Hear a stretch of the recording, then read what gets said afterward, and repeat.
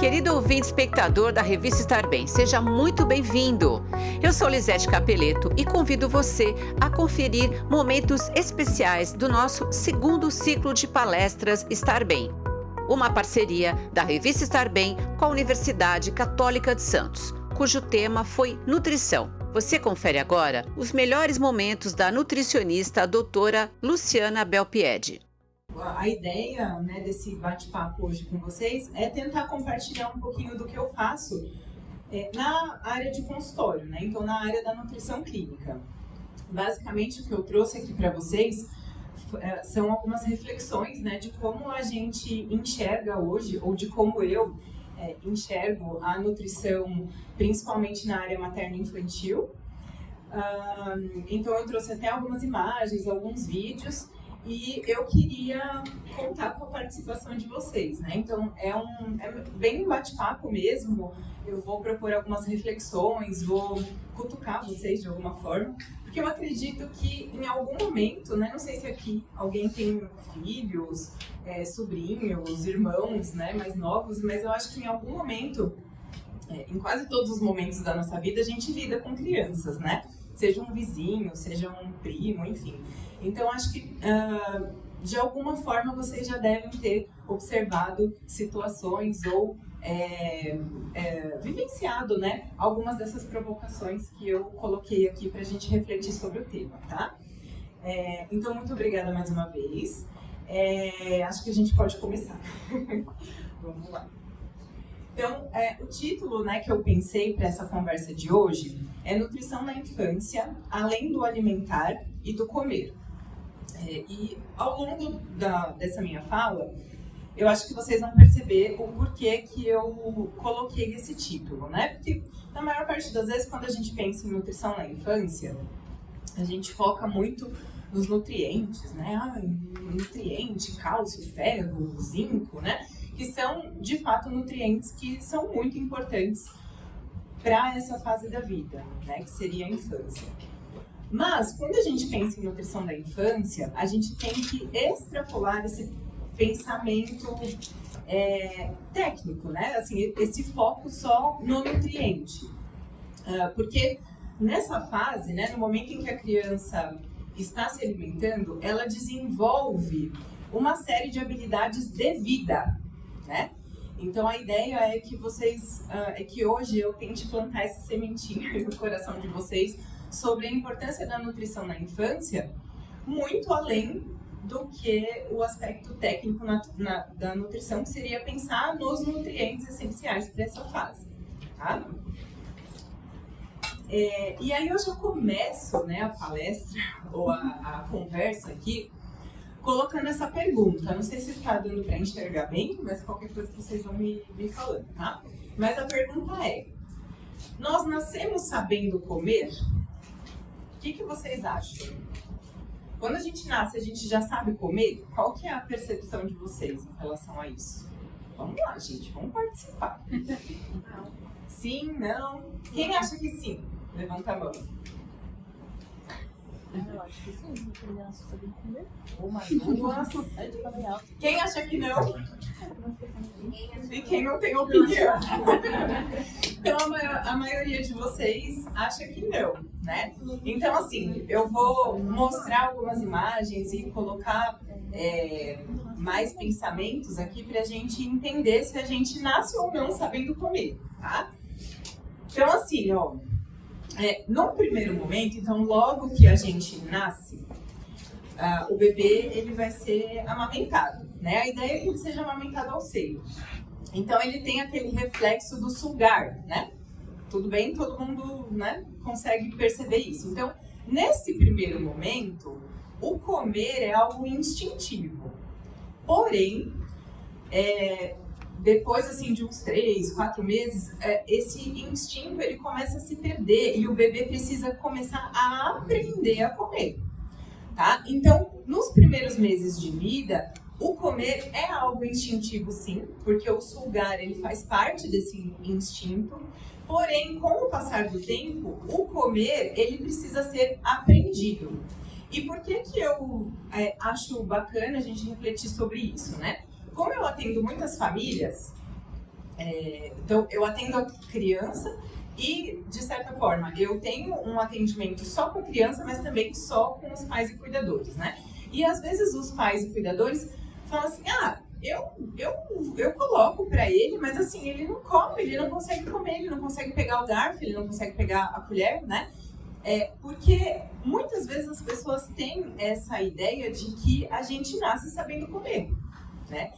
E muitas vezes essa ideia está sempre associada a colocar o alimento na boca, mastigar e engolir.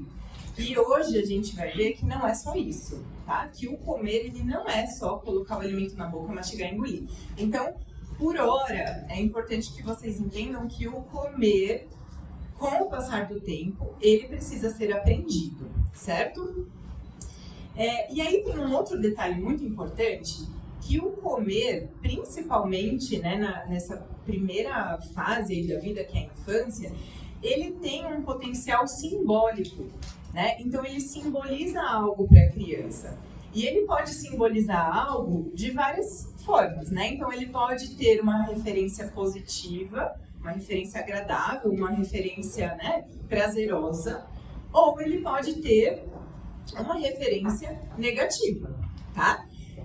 Então, por exemplo, um bebê, né, um bebezinho que ainda não tão novinho, né, mas que já está na fase do aprender a comer, mas que ainda é amamentado ao seio, que quando ele mama, ele tem o carinho da mãe, ele tem o acolhimento, ele está num ambiente calmo, num ambiente prazeroso. A mãe está sendo cuidada, ela tem uma rede de apoio, ela está tranquila, ela, né, tem tempo para se cuidar, enfim, tem todo esse contexto. Esse simbólico do comer para esse bebê já começa a ser algo positivo, começa a ser algo tranquilo, prazeroso.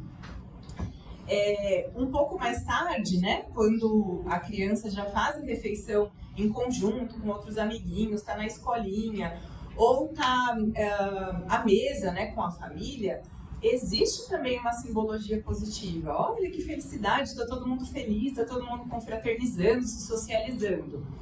Mas existem situações em que essa simbologia do comer, né, essa representação do comer, passa a ser muito desconfortável e desagradável para a criança, tá?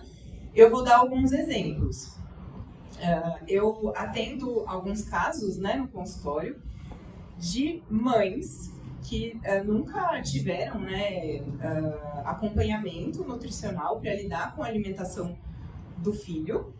E aí, em algum momento da vida, esse filho começa a apresentar uma certa seletividade alimentar ou alguma outra dificuldade para comer.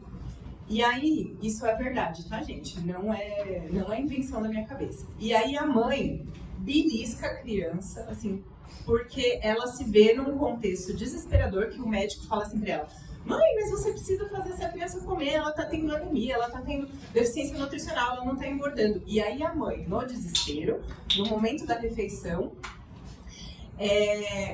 tentando forçar a criança, você tem que comer, não sei o que, e chega no ponto de beliscar, de colocar o chinelo assim do lado. Qual o simbólico do comer para essa criança? Né? Péssimo. De briga, enfim, tudo negativo. Outras questões, né, que a gente poderia associar sem ser ao contexto ambiental. Mas eu recebo casos, por exemplo, de crianças um pouquinho mais velhas, assim, né, 6 anos, 7 anos, que tinham alguma intolerância ou alguma alergia ou alguma questão, né, alimentar específica, mas que não tinha sido diagnosticado logo cedo, né, de forma precoce. Vou dar um caso de uma menina que eu acompanho, que ela tem doença celíaca. Só que ela tem, não lembro agora se é 5 ou 6 anos, mas essa menina, ela recebeu o diagnóstico agora. Então ela ficou 5 anos da vida dela comendo glúten, né, e, enfim, sem saber que ela tinha doença celíaca e sentindo um desconforto absurdo, né, quando ela comia esses alimentos que possuíam essa proteína.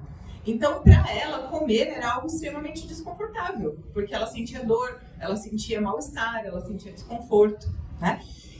Então, quando a gente pensa no comer na infância, a gente tem que entender algumas coisas. Primeiro, que ele é aprendido, e segundo, que ele se torna simbólico, né? Que ele tem um potencial simbólico, tá? E aí, esse símbolo que o comer vai ter na vida da criança vai repercutir não só no estado nutricional dela, mas no desenvolvimento, no crescimento e desenvolvimento total da criança, tá? Desde o desenvolvimento psicológico, emocional, enfim, global, tá? Não só físico. E aí, eu usei uma foto, tá? Autorizada pela mãe da criança, que é a Renata.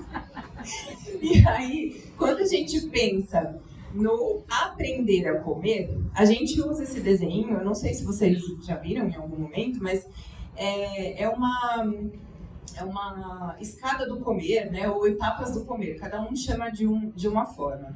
Aonde, aqui no último degrau, é o comer, né? Que é a criança colocar um alimento na boca, mastigar e engolir. Só que para ela chegar nesse degrau, ela tem que passar por todos aqueles outros, né? Então ela tem que tolerar o alimento, né?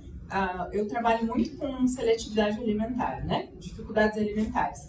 Então tem criança que, se você deixa, por exemplo, uma berinjela do lado dela, nem tão do lado, mas assim, ali exposta na mesa, ela já faz assim. E às vezes vomita, né? Então, quer dizer, ela nem tolera. A gente nem consegue chegar no primeiro degrau com ela. Como que eu vou querer que ela coma berinjela? Impossível, né? Depois, interagir, cheirar, tocar, né? Então, quando a gente pensa no comer, eu vou falar mais pra frente isso, mas a gente tem que alinhar as nossas expectativas do que é a criança comer, tá? Que é muito além do que ela colocar na boca e engolir. Então, nessa imagem, né, só um exemplo para vocês tentarem fazer associação, mas às vezes os pais chegam assim para mim, eu coloco a banana na frente dela, mas ela não come, ela só fica amassando, ela fica esfregando na mesa, ela passa no rosto.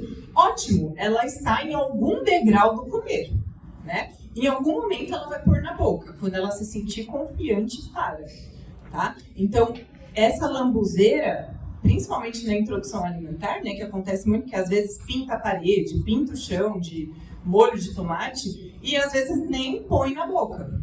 Mas a criança está seguindo o processo natural do comer, do aprendizado do comer, tá? Então, ó, se o comer é aprendido, alguém precisa ensinar, certo? Porque se a criança não sabe, ela precisa aprender, alguém tem que ensinar ela, certo? E aí, vem uma outra pergunta. Nós sabemos alimentar? O que vocês acham? Sim? Quem acha que sim, levanta a mão. Quem acha que não, levanta a mão. Tem gente que não acha nada, mas tudo bem. Vai achar daqui pra frente. Então, será que a gente sabe alimentar? Pra gente saber alimentar, tem alguns pontos aqui que eu gostaria de reforçar. Então, o primeiro deles é ser exemplo. Então, a criança, né, o bebê, a criança, não vai aprender a comer brócolis porque a gente vai falar assim, tem uma criança de 3 anos aqui, a gente vai ficar falando, viu, o brócolis, ele faz muito bem para a saúde, ele tem muitas vitaminas. Ele vai olhar, né? Não, isso não funciona com a criança. Ela só vai saber que o brócolis faz parte da cultura alimentar da família, não é uma planta venenosa, né? Não é, sei lá, algo assim de risco para a vida dele, se ela te ver comendo brócolis. E não te ver comendo brócolis assim. Não. Nossa, né? Então você, quando eu falo o adulto, né, o cuidador, a pessoa que está ensinando a criança a comer, você é o modelo para ela, tá? Então, se você... eu falo isso porque, assim, tem pais que eu recebo nas consultas e que falam assim, eu tento fazer ele comer brócolis, fruta e tal. E aí, quando eu falo assim pra ele, como é a sua alimentação? Você come brócolis, fruta? Ai, eu não gosto. Desde pequena eu não sou fã. Eu não costumo comer. Aí, né, é todo um trabalho para lidar com a mente, né, com o comportamento do adulto e dizer assim, viu, se você não come, você espera que seu filho coma? Como? Assim, não tem como. Você precisa ser o exemplo. E tem muitos casos de crianças que dentro de casa muitas vezes não comem, mas na escola comem. Porque às vezes vê os amiguinhos comendo, vê os professores, enfim, né, interagindo ali com o alimento. Então, ser o exemplo é o primeiro passo. A criança ela vai imitar tudo que a gente faz. E aí, não adianta o adulto comer, sei lá, um hambúrguer, um fast food e cobrar que a criança coma um prato de salada. Né? Não faz sentido, dentro do mesmo contexto, né? da mesma casa.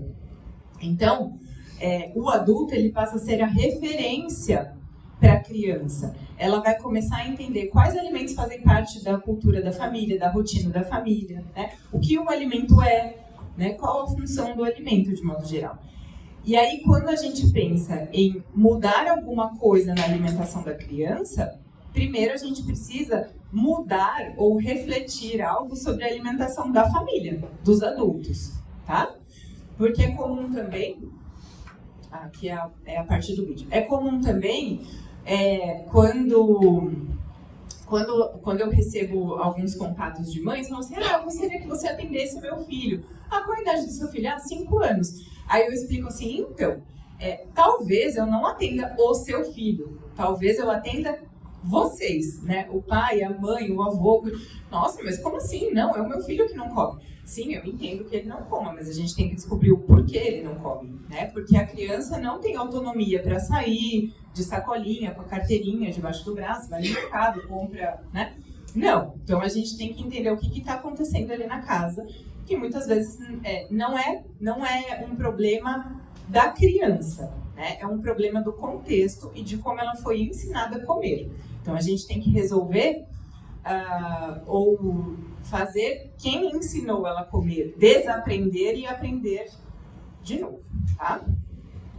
Aqui eu vou passar um vídeo para vocês, é um vídeo super curto, eu gostaria que vocês observassem a cena. Gente, participem, participa, que eu não sou de Santos, eu vim até aqui para vocês participarem. Então observem a cena e falem o que vocês encontraram de diferente ou que vocês consideram que está incorreto no vídeo, tá? Pra gente poder refletir.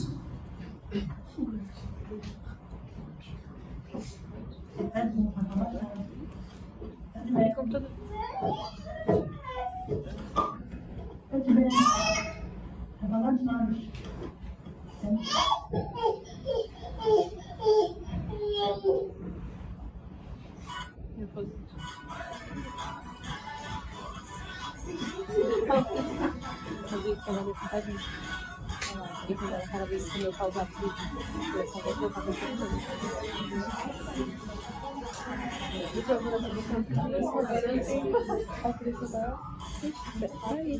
Eu coloquei o vídeo. E aí? Pai. Isso é pai. Isso é ser pai. Isso é ser pai. Prático, resolutivo. Ó, você tem que alimentar a criança. Pronto.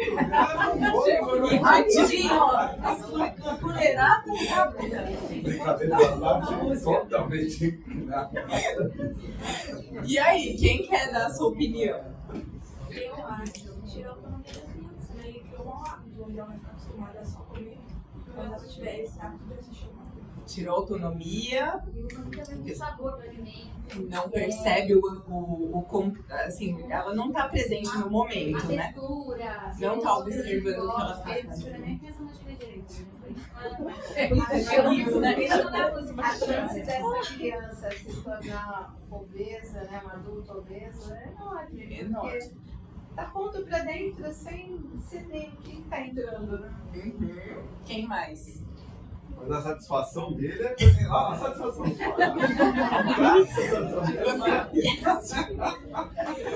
pai. Muito bem, mas alguém quer comentar? Não. Então, assim, a ideia do vídeo é trazer um pouco da reflexão, porque, assim, qual que é o objetivo desse pai, o cuidador, né? No fim, parece pai, mas... exatamente, é fazer o filho comer. É colocar a comida na boca da criança e fazer ela engolir. E ele atingiu o objetivo. Às custas de quê? Do vídeo, né? Mas ele atingiu. Só que, assim, quando a gente pensa na importância de uma forma mais ampla, né, da nutrição na infância, a gente não fica preso, né, ou refém só do comer, só do colocar a comida na boca. Porque nesse vídeo, apesar de terem aí algumas coisas erradas, a tela, a criança não está explorando a parte sensorial, né, tudo isso que vocês falaram foi perfeito, tá faltando uma outra coisa, que é o que eu chamo de conexão, né? Esse pai, ele não tá explorando a conexão com a criança. Ele tá focado no objetivo, que é colocar a comida na boca, fazer ele engolir e, enfim, a criança comeu, né? Eu acho que isso já é um hábito, porque tem uma tela ali na frente, sem o que ela quer, a criança não quer de jeito nenhum. Ou seja, eu só vou comer depois que... Ou seja, ela foi aprendida já. Exatamente. Ela aprendeu a fazer isso, só como se tivesse... Exatamente. Isso já é um processo, né? Não é no momento... E aí, para tirar, é um trabalho complicado. É que no cara adulto tá lá vendo fé e comendo. Exatamente. Então tem toda uma questão comportamental envolvida aí, né? Que as colegas muito bem colocaram, da chance de desenvolver uma obesidade, de não ter mais a autorregulação, que eu vou falar um pouquinho mais à frente. Mas assim, quando a gente vai pensar em alimentar uma criança, primeiro de tudo que a gente tem que ter e se dar conta é da conexão com ela. Se ela tá chorando, tem alguma coisa de errado. Ou ela não gosta de estar na cadeira de alimentação, ou ela tá com a fralda suja, ou ela tá com sono, ou ela não tá com fome, ou o pezinho dela não tá bem apoiado, ou ela tá com alguma dor, ou ela tá incomodada. Alguma coisa tá acontecendo. E se a gente não se conectar com a criança, a gente nunca vai conseguir fazer ela desenvolver um comer competente, né? Que é um comer onde a criança senta confortável, ela sente prazer em comer, ela observa o que ela está comendo, ela é flexível, né, em relação aos contextos ou ao que aparece para ela comer, tá? Então, a mensagem principal do vídeo, é claro, tudo que todos pontuaram, mas é a falta de conexão que muitas vezes existe entre o cuidador e a criança, né? Só para vocês também ampliarem essa percepção, tem um vídeo que rodava na internet que eu não consegui achar mais para colocar aqui, mas de uma cuidadora que ela colocava o celular aqui na testa, amarrava o celular na testa. A criança ela não ficava numa cadeira de alimentação, ela ficava num bebê conforto, assim, inclinada, e isso já nem é adequado, né, para alimentar a criança por conta da posição. E aí, o cuidador, ele ligava o vídeo aqui, na tela do celular, para poder colocar a comida na boca da criança, né? E aí, lembra que eu falei que o comer é simbólico? Se essa criança está deitada, ela não está organizada, né, fisicamente e fisiologicamente para conseguir deglutir o alimento, processar o alimento, ela já está criando associação negativa com o comer, né? O comer já está sendo desconfortável para ela, tá? Então, a ideia é a gente se conectar com a criança e perceber os sinais que ela dá, quando ela está disposta a comer ou quando ela não está mais disposta a comer. Tudo bem? Ixi, ele apareceu ali. Bom, então, a relação da criança com a comida ela é estabelecida com conexão.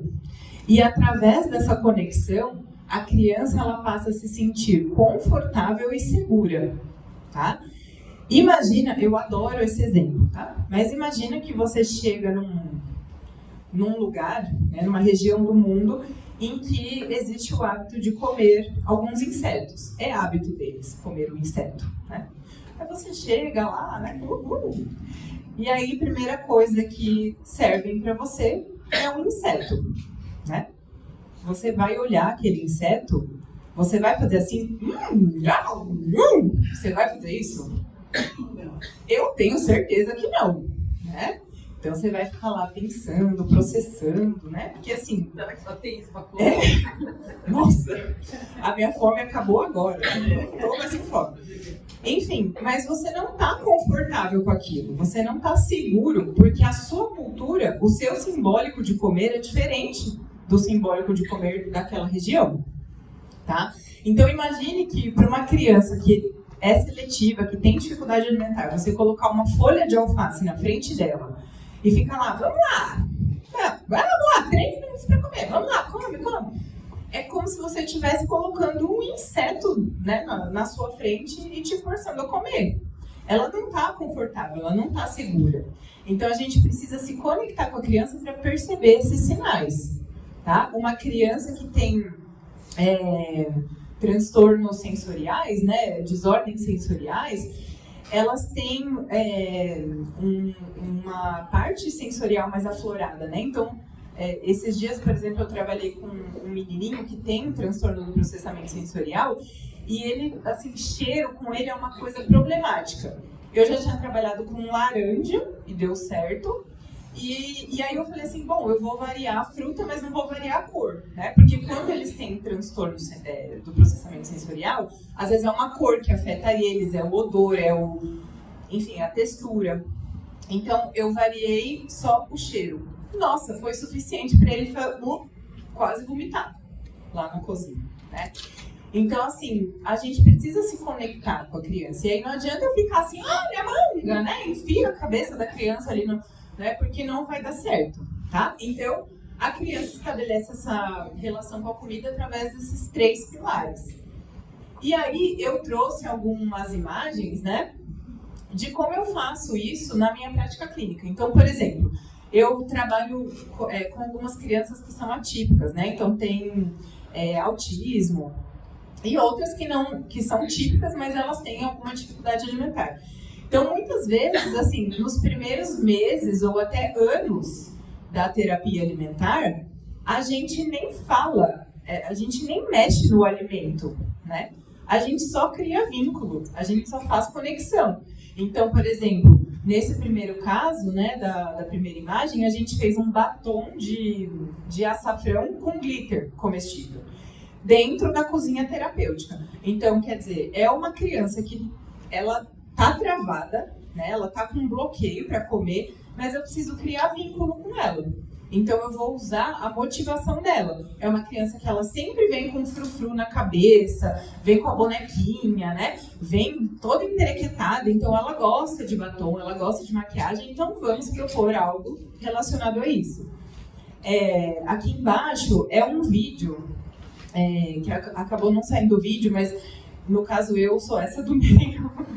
Então a gente fez uma dancinha, enquanto são irmãs, né? Essas duas meninas, uma de cada ponta, elas são irmãs e elas são autistas. E elas, nesse dia a gente fez uma preparação que elas tinham motivação, né, para comer, que foi um bolo. E aí enquanto o bolo assava, a gente começou a trabalhar nessa parte de vínculo e conexão. Então a gente montou uma dancinha, gravou o vídeo, né? Porque esses adolescentes são todos ligados, né? Nesse negócio de TikTok, enfim. E aí a gente fez essa dancinha para manter o vínculo, tá? Então, quando a gente pensa no comer na infância, é preciso aprender. Então, os pais aprender a alimentar e a criança aprender a comer. Certo? Aí eu trouxe essa frase, que eu acho ela muito bacana, né? A partir do momento que os seres humanos começaram a fazer refeições em conjunto, né, se socializando, o comer passou a fazer tão parte da cultura quanto da biologia. Então, num primeiro momento, a gente se preocupa muito com o biológico. É porque a criança precisa, né, como eu falei no começo, de cálcio, ferro, zinco, vitamina D, né? Tá bom, ela precisa também disso, claro, ela precisa crescer e se desenvolver, mas a gente não pode esquecer da questão cultural, da questão ampla, né, da relação que a nutrição tem, muito além de nutrir a criança, mas de desenvolvê-la ela como um todo.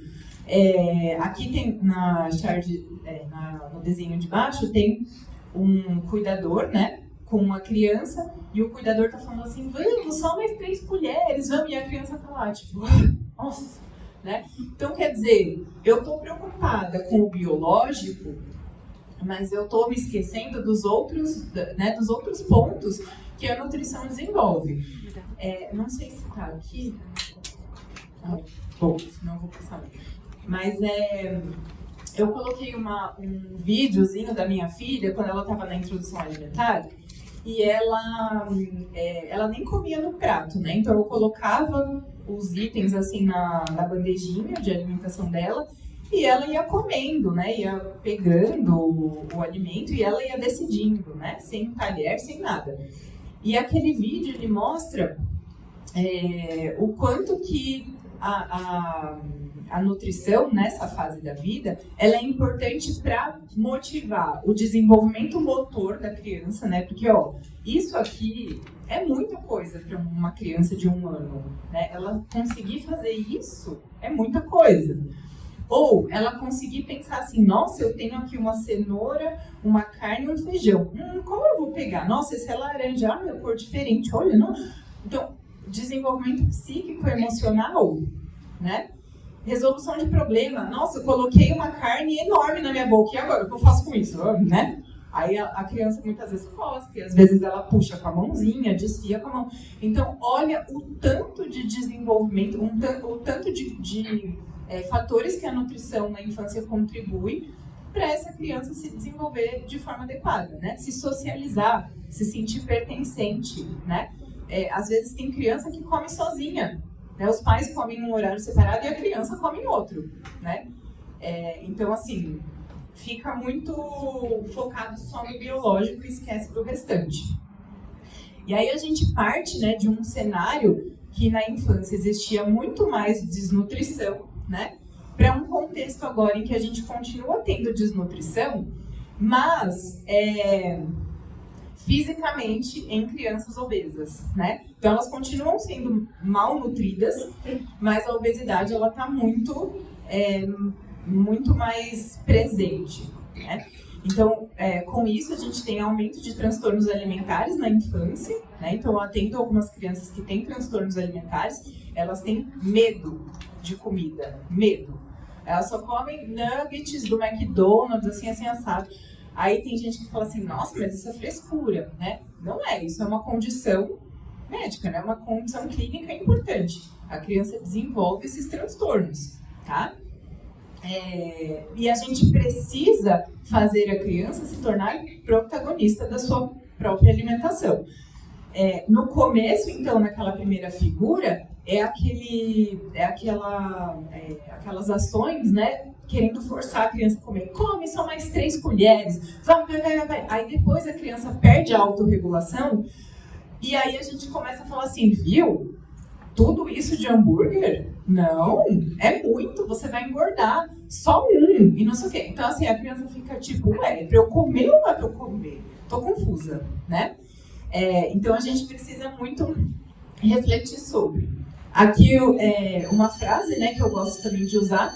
Alimentar além de nutrir é pensar na alimentação durante a infância como um importante veículo para a socialização e pertencimento. Então, a nutrição na infância ela não é só suprir as demandas biológicas, mas ela é também desenvolver a criança como um todo.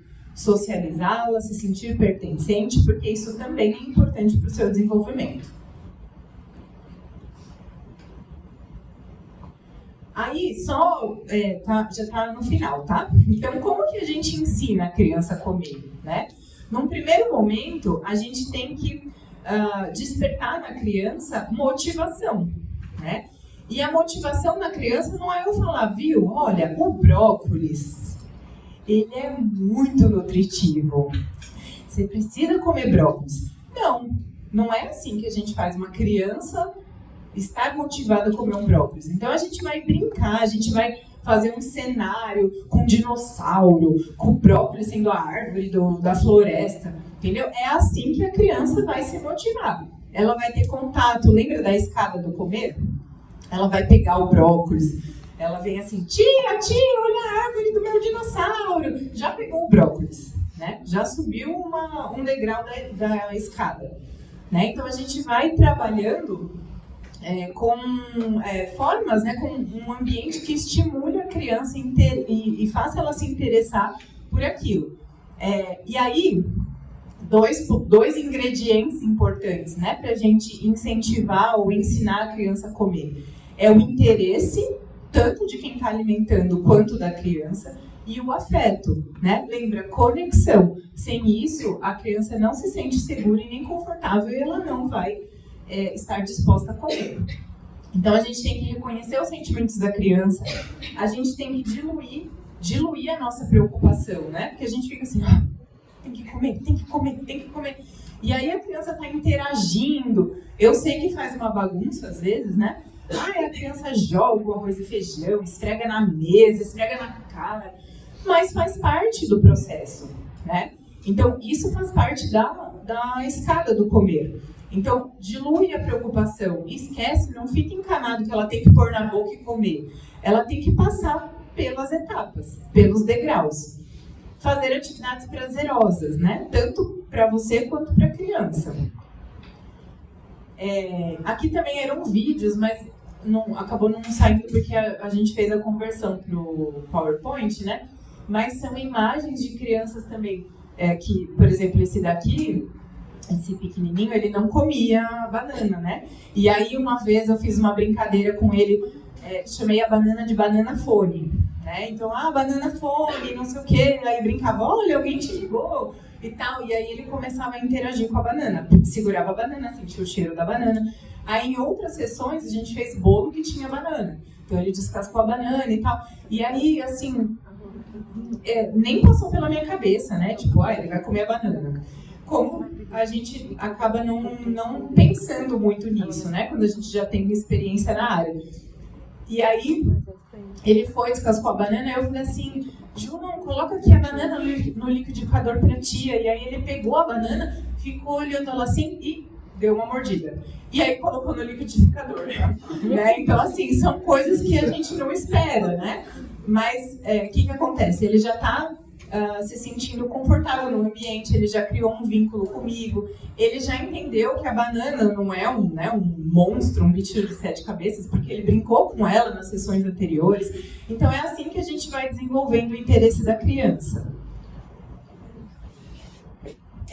E aí, quando a gente pensa nas dificuldades alimentares na infância, que são muito comuns de acontecer, é importante pensar assim, que eliminar comportamentos inadequados da criança durante a refeição não é o primeiro passo. Antes disso, a gente precisa providenciar sinais de segurança que façam a criança se engajar espontaneamente no processo. Então, eu preciso fazer a criança se sentir segura e confortável, através da minha conexão com ela. Então, antes da correção, a gente precisa conectar, desenvolver conexão, tá? E aí, como que a gente muda as nossas expectativas, né? Quando a gente tem o conhecimento da importância da nutrição na infância, a gente já começa a virar uma chave na nossa mente, né? Então, a gente tem que ir muito além do que a gente espera da criança no momento da refeição. A gente não vai ficar focado dela comer, né? Colocar o alimento à boca e engolir. Então, a gente vai ficar focado em outra coisa, né? Em fazer ela interagir, em fazer ela tolerar, em fazer ela se socializar, se sentir pertencente, tá? Aqui é uma imagem, era uma criança que tinha doença celíaca também, e a gente fez um pão sem glúten, e é uma criança assim, muito resistente para comer. E aí, o que aconteceu? Ela não quis experimentar, né, o pão depois no final. E aí, como eu tinha macarrão cozido sem glúten também, eu peguei o macarrão, peguei a gente usa uns espetinhos assim de olhinho, peguei tomate, cenoura ralada, né, que a gente tinha lá na cozinha, e aí a gente montou um bonequinho. né? Então a criança manipulou o pão, fez a carinha, criou um personagem e a gente ficou brincando, né? Então, tudo bem, ela não comeu, mas a gente estabeleceu conexão e ela está confiando em mim agora, certo? E aí, para finalizar, é importante também a gente entender em que fase da infância essa criança está, né? Porque, por exemplo, se for um bebezinho que está na fase oral, tudo que ele vê ele vai pôr na boca, né? Se ele estiver lá naquela região que come inseto, ele iria pegar lá no prato e colocar na boca. Ele não ia ficar pensando, tipo, isso é um inseto, isso não é. Porque nessa fase ainda não tem um pensamento envolvido, né? Agora, se é uma criança maior, aí a gente já tem pensamentos envolvidos, experiências sociais, né? Então, ela já comeu com amigos, com familiares, ela já viu esse alimento em algum lugar. Experiências emocionais, né? Foi divertido estar à mesa com as pessoas, né, que eu convivo. Associações, prazer, curiosidade, autoafirmação. Então, a criança maior, ela já tem esse pensamento correlacionado com as ações. Então, a gente precisa fazer a criança chegar num ponto em que ela seja um comedor competente, né? E para ser um comedor competente, quando eu falo isso na infância, eu não estou falando isso. Olha, o meu filho come brócolis e couve, então ele é um comedor saudável, um comedor competente. Não é isso que eu estou falando. Então, ter competências alimentares não significa o que se come, mas significa como se come, né? Então, a gente tem que desenvolver na criança esses 4 pilares, essas 4 competências alimentares, que é ela comer com prazer, comer tranquilo, se sentir confortável e flexível na frente de qualquer alimento, né, que ela interage. Ela tem autorregulação, né? Então não foi aquela criança que ficou né, descendo goela abaixo, alguém empurrando a comida na boca dela, né? Ela está num contexto saudável de alimentação, ou ela come de acordo com o contexto em que ela está, de forma flexível, de forma autorregulada, tá? Criança, nossa senhora, meu filho vai na festinha, não sei o que lá das quantas, então ele não vai poder comer brigadeiro. Sim, se ele já tiver mais de 2 anos, né? E ainda se ele não tiver mais de 2 anos, mas se ele está vendo todo mundo comer e se ele sentiu curiosidade de experimentar, é mais importante o biológico, é mais importante o todo, né? Porque às vezes a recomendação de não dar açúcar é uma recomendação geral, porque de fato previne. Mas uma vez que a criança foi lá, viu alguém comendo, não, né? Nossa, a criança vai se assustar. Meu Deus, o que é isso? É um monstro, né? Então, ok, deixa ela lidar com aquilo. Às vezes ela nem vai gostar, vai achar muito doce, né? Não vai nem querer comer, tá? Então, isso é ser um comedor competente. Então, desenvolver na criança habilidades para que ela chegue nesse ponto de ser um comedor competente. E isso não está ligado, não está relacionado ao que ela come, mas ao comportamento dela frente ao alimento. E aí, só para finalizar e ilustrar essa fala, é como se a ação, né, o cérebro da criança comandasse em ação, mas se tivesse um semáforo, né, na cabeça da criança. Então, vermelho, amarelo e verde. Quanto mais confortável e segura ela está e conectada com as pessoas que estão com ela durante a refeição, o sinal está verde. Então, ela está aberta a novas experiências. Mas quanto mais insegura, quanto mais resistente, né, quanto menor a conexão naquele momento, sinal amarelo ou vermelho. E aí, quando chega no sinal vermelho, muitas vezes é o caso da criança vomitar, a criança agredir, a criança, né, bater no cuidador, enfim. Porque é um comportamento de luta e fuga, sabe? Você já deve ter estudado isso em alguma, né, fisiologia. Mas é como se fosse um comportamento de luta e fuga, tá? E aí, lembrando que para tudo isso acontecer, os cuidadores, eles precisam traçar uma rotina para a criança, né?